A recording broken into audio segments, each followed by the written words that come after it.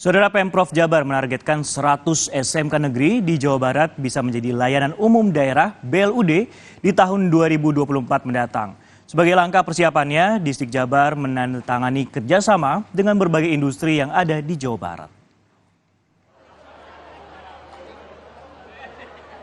Tanda tangan kerjasama antara Dinas Pendidikan Jawa Barat, 27 perwakilan industri, dan 27 kepala sekolah disaksikan langsung oleh Gubernur Jawa Barat Ridwan Kamil di SMK Mitra Industri Kabupaten Bekasi Selasa siang. Kerjasama kedua belah pihak juga disaksikan ribuan siswa SMK se-Jabar yang berkumpul di SMK Mitra Industri MM 2100.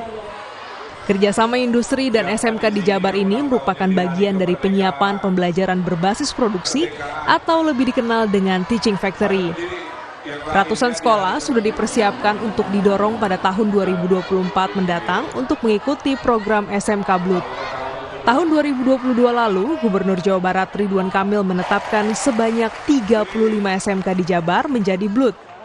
Kepala Dinas Pendidikan Jawa Barat Wahyu Mijaya menjelaskan saat ini sudah dilakukan bimbingan teknis kepada 110 SMK di Jabar untuk program Teaching Factory. Dan ini bagian dari proses atau menjadi sebuah embrio untuk pembelajaran, cara pembelajaran Teaching Factory, dan akan menjadikan bagian dari proses menuju ke BLUD. Jika hari ini BLUD kita ada di 35 BLUD, kemudian mudah-mudahan kami coba mengupayakan di tahun depan kita bisa menambah BLUD kita. Mudah-mudahan di tahun 2024 kita setidaknya ada 100 BLUD yang bisa kita jadikan, gitu ya.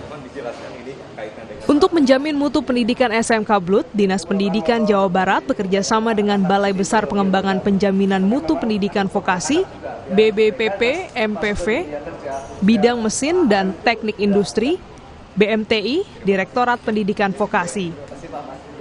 Program kerja dilakukan dengan 10 SMK di Jawa Barat yang sudah berstatus BLUD. BMTI sebagai penjamin mutu pendidikan menyiapkan modul dan model pembelajaran, serta melatih para guru di 10 SMK tersebut.